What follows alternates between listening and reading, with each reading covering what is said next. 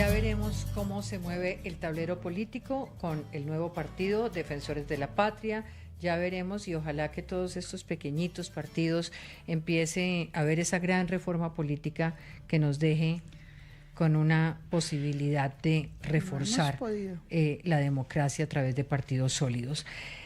Vamos a pasar a la reciente designación de Claudia Benavides, una ingeniera industrial con doctorado en competitividad y sostenibilidad. El presidente electo Abelardo de la Espriella definió ese último nombre de su gabinete y entre los perfiles que escogió, pues hay varios que han pasado por altos cargos. Yo quiero hacer un reconocimiento a esta decisión. Me pareció un ejercicio maravilloso. Pero hablemos de cómo quedaron los perfiles del gabinete. Hay varios que han pasado por cargos públicos importantes. La exfiscal Vivian Morales, la exministra de Vivienda Elsa Noguera, y además es alcaldesa de Barranquilla y exgobernadora, el exministro de Hacienda José Manuel Restrepo. También hay varios excongresistas, Rodrigo Lara, Paola Holguín, Mauricio Gómez Amín. Además hay figuras que han hecho su carrera en las regiones, como es el caso del exalcalde de Bucaramanga, el pastor Jaime Andrés Beltrán, y la excandidata al Senado y hermana del alcalde Federico Gutiérrez, Juliana Gutiérrez. Otros perfiles son nombres conocidos en varios sectores. El general en retiro, Jorge Mora, llega al Ministerio de Defensa, el abogado Iván Cancino al Ministerio de Justicia y la presidenta de ASEMI, Ana María Vesga, fue designada como ministra de Salud. Nombramientos técnicos fundamentales, Ana María Vesga y la ministra de Energía, también fundamental, que viene de XM. El gabinete además tendrá el gran reto de asumir sus funciones y asumirlo sin un empalme como el que conocíamos. En su lugar, el vicepresidente electo se reunió con la Contraloría y advirtió que hubo rezagos en materia de transporte, de entrega de tierras y los subsidios de gas y energía, entre otros. Voy a empezar por Lewin, porque hoy leí un artículo que me pareció muy interesante, que dijo usted que habrá dos tipos de derecha en el gabinete. ¿Cómo definirlas? ¿Y es sostenible mantenerlas juntas en un solo equipo? Qué lío en el que me metí. Pero sí, es una manera de tratar de entender lo que está ocurriendo. Así es, y creo que hay un antecedente que quizás no conocen muchos colombianos y que se está desarrollando, que es el de Chile. No sé si ustedes recuerdan, en Chile básicamente ganó la presidencia un político, sí, José Antonio Kast, que es de una derecha que no es la derecha tradicional chilena, claro, que no era de los conservadores. Había uno más extremo que él, se recuerdan a Kaiser, entonces no quedó como tan claro, pero digamos que básicamente él entró a gobernar con los conservadores de toda la vida, o el equivalente a nuestra derecha establecida, sí, y con unas nuevas figuras de derecha. Y eso ha habido una puja durante estos meses que ha sido difícil de resolver. Eso es más o menos lo que uno ve hoy en el panorama colombiano, tanto en el gabinete como en otros, como en el legislativo, por ejemplo. En el legislativo ya lo vimos, aquí está la senadora Zuleta, que representa un partido que hoy en día uno podría llamar que es parte de la derecha establecida, y hay una derecha que no es la establecida, que es nueva, que va desde JP Hernández, así está en la Alianza Verde, perdón, pero yo creo que la representa claramente. Ese nuevo tipo de figuras. Y lo mismo ve uno en el gabinete, o puede trazarlo. Entonces, por ejemplo, la ministra designada de Transporte, Elsa Noguera de la Espriella, es la derecha establecida. Sí. Cambio Radical, exgobernadora, exalcaldesa de Barranquilla, es lo que más o menos sabemos. Derecha, Elsa, ¿no? Sí, bueno, podemos entrar en esas discusiones, pero lo que quería ver sobre todo es que es establecido, es un partido conocido, sabemos cómo gobiernan, sabemos más o menos qué significa su gobierno, y hay otros, como el canciller Bula, que es de otro mundo. Esto pasó en Estados Unidos. Es MAGA. Es el establecimiento republicano contra los MAGA gringos, por eso lo menciono en este punto. Y este es un equilibrio de fuerzas que todavía no sabemos muy bien cómo se va a resolver. Por eso tiene que ver con los defensores de la patria en alguna manera. Uno pensaría cómo se aterriza en la gestión específica al interior de cada cartera y cómo se vuelve transversal eso a una sola política. Claro, y esto se vuelve una cuestión que quizás uno no tiene muchas veces en mente, pero por ejemplo, los ministerios muchas veces chocan por prioridades técnicas, digamos. El más obvio es Hacienda, que quiere no gastar más plata, y todos los demás que necesitan más plata para hacer casas, para dar subsidios, para lo que sea. Minas y ambiente siempre. Sí, minas y ambiente chocan naturalmente, muchas veces pasa entre ambiente y vivienda, bueno, en diferentes sectores. Infraestructura y ambiente. Sí. Y aquí es donde vamos a ver a quién le da prioridad el gobierno, a qué políticas, qué es lo más importante que hace. Es aquel discurso discurso ¿No cree novedoso. usted que la política fundamental del desarrollo y de cuadrar caja? Yo creo que es lo que tenemos que ver. Yo todavía no me atrevo a decirlo. ¿Y en seguridad sería del otro lado? Parecería, pero todavía no lo tenemos claro. Es decir, yo planteo sobre todo es una pregunta. ¿Qué vamos a ver en estos primeros meses? Porque yo creo que empezaremos a aclarar cuáles son esas prioridades y cuál de esas dos derechas tiene más fuerza dentro del gobierno. Estoy de acuerdo porque además en este escenario multicrisis que recibe el gobierno, a uno le cuesta trabajo pensar cómo van las prioridades. O sea, tenemos una crisis humanitaria en el sector salud, además de la crisis financiera del sector, hay una crisis humanitaria. O sea, se habla de 10 millones de atenciones represadas. Esto es gente que se está muriendo por no recibir un medicamento o un tratamiento, pero también en temas de seguridad, gente que está hoy presa de los grupos armados. O sea, recordemos el voto fusil y recordemos tantas regiones del país en donde hoy el que manda ya no es el Estado, sino organizaciones armadas, y es una de las cosas por las que yo creo los colombianos votaron por Abelardo del Espriella, esa promesa de recuperar el orden y la seguridad y el control territorial en cada milímetro de la geografía nacional. Pero además está esta bomba que estalla o está estallando, que es la crisis energética que afecta especialmente a regiones como el Caribe colombiano, donde aquí en Bogotá estamos hablando del riesgo de apagón, pero en el Caribe ya hay apagón. Hay municipios del Magdalena, de La Guajira o del Cesar en los que ya hay 4 días a la semana donde no hay energía. Entonces es un esquema de prioridades muy difícil para el gobierno y sobre todo sin caja, como acaba de decir. Me interesa el análisis en la mesa, ya hecha esta pregunta, ¿qué sectores políticos y sociales quedaron representados en el gabinete? ¿Hasta qué punto se cumplió la promesa de conformar un gabinete parcialmente de los nunca, digamos, la lista de género? ¿Cómo lo ve? Pues mira, yo tengo 4 grupos. Digamos, la paridad finalmente se cumplió. Hubo riesgo de que no, pero se cumplió finalmente. Entonces ahí digamos que eso no se concretó. Pero yo tengo 4 tipos de una clasificación, porque siempre en un gobierno estas características. ¿Cuál es la suya? La mía es la siguiente. Tengo 3 ministerios que los voy a llamar como el partido de los gremios, pero básicamente es quienes han pertenecido a gremios, que son salud, minas y tengo a salud, tengo a minas y tengo a agricultura. Digamos, esos son, y eso ya determina unas prioridades. Indalecio de Angón ha pertenecido a los gremios, usted Fede Palma es como el más claro incluso en eso. Tengo luego los que son profundamente ideológicos, o sea, que comparten una agenda, porque yo sí creo que el gobierno de Abelardo del Espriella, no su movimiento, ahí creo que hay un error de interpretación, 13 millones de personas no votan por la doctrina de Abelardo, 13 millones de personas votan por diversas cosas, por antipetro, por no sé qué, por lo que sea, pero en general no es tanto, Pues, la gente que vota por una doctrina. A ver, eso solamente lo sabríamos en un proceso posterior. Lo sabemos en un proceso, por eso le pasó a Petro siempre que 10 millones de votos iban a ser así. Partidos caudillistas, pues más caudillista que Petro y Uribe. No. No, era solamente para tenerlo en cuenta. Digo que se le ocurren a uno durante el debate. Estamos en América Latina. Entonces, los ideológicos, ahí tenemos a Vivian Morales, tenemos a Jaime Andrés Beltrán, tenemos al canciller Bula. Tenemos a Educación. Vivienda es Elsa Noguera. Pero no. No, sí, vivienda es Beltrán. Ella está vivienda es Jaime Andrés Beltrán, ella es transporte. Sí, Cancillería. Tenemos a Hacienda. Digamos, yo creo que Miguel Gómez. Hacienda, sí, de acuerdo. Tenemos déjame ver acá, tenemos a Paola Holguín. Yo la pongo de ideológicos. Sí, claro, tiene unas banderas de salvación nacional y la ha sido muy expreso en todo. Y tenemos ahí también ya dije Omar Bula Escobar y me falta uno. A ver, sigamos. Paola Holguín. Digamos, yo a Paola Holguín la pongo más ideológica que en los partidos tradicionales. Tenemos 3 independientes, que son Fabio Arjona. 5, Independiente, sí. Sí, yo tengo a Fabio Arjona, tengo a Claudia Benavides y tengo ahí también en los independientes a Iván Cancino, básicamente pues porque no lo logro ubicar dentro de los ideológicos completamente.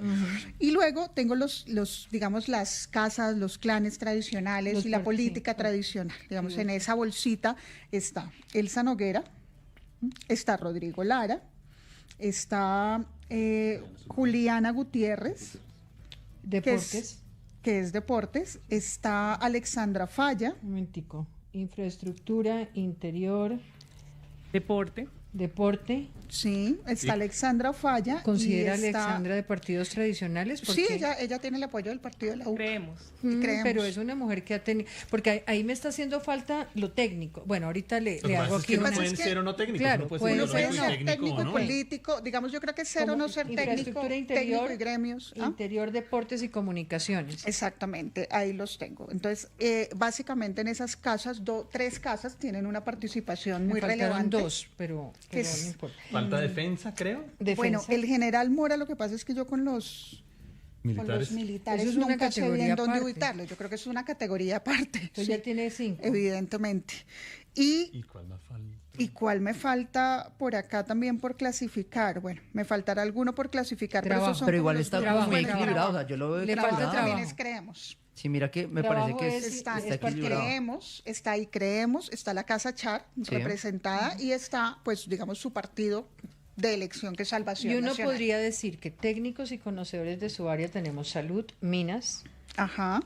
Tenemos... Defensa. Agricultura. Defensa. Pues sí. Agricultura, sí, ha trabajado su Sí, a uno puede no gustar. Arjona sin duda. Arjona sin duda, Cancino es conocedor. También. Cancino también conoce su área. Lara. Es que es un mira, más allá de cualquier cosa, es un gabinete que me parece que está bien equilibrado. Ya miramos en su opinión esto. Es un gabinete raro porque en general los gabinetes de primer año se conforman con alianzas políticas, digamos, pero incluso el gabinete de Petro. ¿Esto lo considera, no lo considera positivo? No, yo lo considero que iniciando es un gabinete profundamente de la entraña, digamos, ya propia de Abelardo. Usualmente los presidentes tratan de tender ciertos puentes, sobre todo con el Congreso. Creo que esto va a marcar una relación tensa con el Congreso, este propio gabinete, vamos a ver. Y incluso hasta Petro, digamos, Petro incluyó ministros liberales en su primer gabinete, Iván Duque también utilizó, pero fue su fracaso por Petro, no por los ministros liberales. Solo para reportar lo que dice Laura, no hay uribistas. No. Hay una exuribista. No, si nos vamos a eso, varios tendrían que ser clasificados en esa categoría. Puede ser, pero no hay nadie que represente al Centro Democrático. El doctor Indalecio fue candidato del Centro Democrático en las pasadas elecciones. Pero ya no representa a Uribe. No, creo de acuerdo. Que exactamente. No hay dudas que nadie representa al Centro Democrático. Me parece una omisión o una decisión muy significativa. Yo creo que es una decisión política y es una decisión que también va a marcar la relación del presidente de la Espriella con el Centro Democrático. Yo creo que va a tensar la cuerda. Mira, está cumpliendo lo que eventualmente él, de alguna manera, pues en lo que se comprometió con su electorado. Yo solo veo 3 nunca, no veo ningún, yo no veo ningún nunca ahí. Lo que pasa es que no se puede satanizar el conocimiento del Estado, no se puede satanizar el conocimiento del Estado, está muy técnico. Arjona es un hombre que nunca había estado allí. Solo tengo 3 nunca. Esta ciencia. Exacto. La de minas y energía. Sí, pero ya sí es gremios. Pero igual es importante que estén los gremios porque los gremios fueron muy maltratados durante el gobierno Petro y conocen cuál es el problema. Estuvo también en XM con gobierno puede Petro. ser acá, Claudia Margarita, para el nuevo gabinete asumir sus funciones ante la suspensión del empalme o frente a ese tema no tendríamos mayores problemas? No, yo sí creo que eso entraña una dificultad. Ahora también debo abonarle al gobierno entrante, que ha sido muy juicioso. Ellos incluso desde antes que iniciaran oficialmente los periodos de empalmes empezaron a recabar información, a consultar con inteligencia artificial. Ellos han dicho incluso derechos de petición.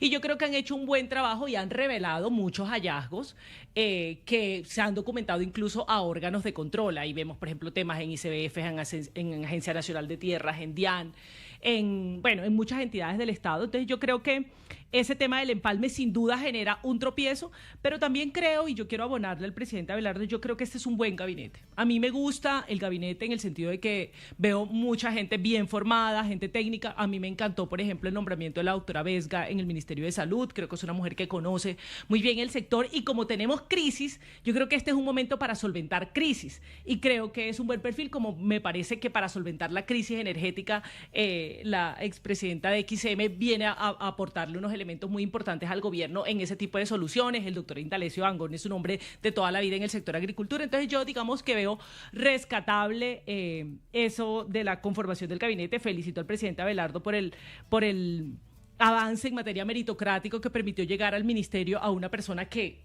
digamos, solamente la avaló y la respaldó su hoja de vida, como creo que a la mayoría los avala. Entonces yo, en términos de gabinete, creo que este tiene tiene condiciones, vamos a ver qué pasa, porque dependerá también la relación con el presidente como sea, pero creo que este tiene condiciones para ser un gabinete más estable que los demás. Y mira que a mí me parece muy bien que los gremios tengan participación, es importante porque venimos en varias crisis, el gobierno Petro durante años ha maltratado a los gremios y ellos conocen dónde están los puntos de dolor específicos que nos pueden ayudar a dar una muy buena lectura de cuáles son los problemas que tenemos que solucionar, dónde están los puntos críticos que hay que atacar y sobre todo cómo es que vamos a hacer para eventualmente resolver las crisis humanitarias que se están dando alrededor de todos los problemas que nos deja el gobierno Petro.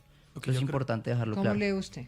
No, yo lo leo, como lo habíamos dicho antes, y con ese pulso y esas dudas sobre las derechas, estoy de acuerdo con Laura que aquí no hay mucho nunca, aquí hay bastante siempre, que creo que es una primera cosa que marca, y creo que hay algo que va a ser muy importante dado la falta del empalme, y es que el funcionariado medio va a ser fundamental. Es el que tiene la memoria institucional, hay gente que ha estado aquí desde Pastrana, pero Petro Uribe. Arrasó con eso. En parte sí, pero hay gente que queda, digamos, y toca ver las capacidades técnicas de los ministerios, por ejemplo, en salud, en energía. Claro, que a veces la gente que llega arriba los odia, esa relación no necesariamente es muy fácil, no es tan sencilla, pero creo que ahí hay un know-how, un conocimiento, un saber hacer del Estado que es fundamental. Hay personas que llegan sin conocimiento en la administración pública, como pasó con Petro y como ha pasado en otras. Ahí es fundamental, por ejemplo, tener un secretario general o secretaria general que sepa del tema, unos directores de área que llevan a veces de verdad 12 años y que han superado todo tipo de vaivenes políticos. Sí, pero es cierto que habrá que ver cuáles de esa experticia se pudieron mantener estos 4 años y cuáles no. Ahora, hay otro tema que no hemos tratado, pero el tiempo no nos alcanza, y son las entidades. Porque las entidades son fundamentales en todo este tema. Absolutamente. Por ejemplo, ICBF está con Centro Democrático. Carolina Restrepo. Bueno, ella también fue Centro Democrático. Exacto, fue Centro Democrático. Ya se fue a Salvación Nacional. Sí. O sea que también en las entidades la lectura no solamente puede ser del gabinete, sino ya del conjunto del sector gobierno. No, claro, y uno tiene desde Ecopetrol hasta la Agencia Nacional de Infraestructura, entidades fundamentales. Tenemos la Unidad Nacional, la Unidad Nacional de Protección, que ha sido un nombramiento también polémico. El más polémico, diría yo. El más polémico de todos. Creo que hay dos polémicos, él y Jaime Beltrán. Nosotros nos quedamos mucho de los activistas en el gobierno en el gobierno de Petro, y creo que Didier Blanco aplica en esa categoría de activistas en gobierno. Quisiera, porque se nos acaba el tiempo y tengo acá a la experta en estos temas, llevamos a solo 4 días de que se posesione el nuevo gobierno, hay una grave situación de orden público, Laura. Este fin de semana tuvimos un atentado en Cúcuta con al menos 14 personas heridas. Se registró un ataque contra líderes indígenas en el Valle del Cauca, entre los municipios de Yumbo y Dapa, que dejó 2 personas asesinadas y 5 heridas. ¿Por qué los grupos ilegales se están comportando de esta manera en este momento? ¿Qué mensaje le están mandando al país? Pues, Diana, vienen en un crecimiento sostenido de acciones bélicas, especialmente acciones terroristas desde el año 2024. Entonces, eso lo hemos hablado bastante. Se rompen unas treguas, las treguas se rompen de mala manera. Hay un grupo en particular que es el Estado Mayor Central que está presionando enormemente, o sea, llega la arremetida militar por el Cauca y presiona hacia el Valle del Cauca. Además, digamos, es un grupo, pues hoy estamos en escenarios multicrimen, ¿no? Entonces eso es un grupo que tiene muchas relaciones con distintas áreas y distintas ramas, y lo que nosotros estamos viendo, por ejemplo, pues esto es chiva porque vamos a sacar el informe la próxima semana, es que nosotros llevamos más o menos la misma cantidad de combates que teníamos hace 8 o 10 años por año. O sea, estamos en alrededor de 400, 450 combates año, y los combates no nos están dando resultados. Entonces, la presencia de la fuerza pública, digamos, como simplemente con estar ahí, no hay una correlación positiva con la detención de la expansión de los grupos. Esto nos lleva a decir que más allá de estar mirando, pues el presidente de la Espriella ya es clarísimo que tomó una decisión, no va a haber procesos de diálogo, pero más allá de eso lo que tendría que estar mirando es la estrategia, porque llevamos 10 años con una estrategia fallida contra los grupos armados y ahora todos están a la ofensiva, y el asunto es que él se va a encontrar con un problema gravísimo de caja, donde solamente el 6%, y eso no es solamente por el gobierno Petro, eso viene de mucho antes, solamente el 6% del presupuesto de defensa lo pueden poner en inversión. El resto son gastos de funcionamiento, principalmente salarios y pensiones, que el déficit pensional es altísimo ahí. Poquita plata mucho que hacer, hay que pensar en una reforma estructural del sector seguridad y va a tener pues serias dificultades para hacerlo. Todos deseamos que le vaya sumamente bien al general Mora, pero necesita revisar seriamente esa estrategia. Y antes de irnos, otro datico en vivo y en directo. La revisión de metadatos dentro del software de 122.000 escrutinios E14, en donde se habría registrado retrocesos dentro de la lectura de estos escrutinios, dijo el presidente. No hay 122.000 escrutinios, es un solo escrutinio. Buenas noches, esto es Hora 20.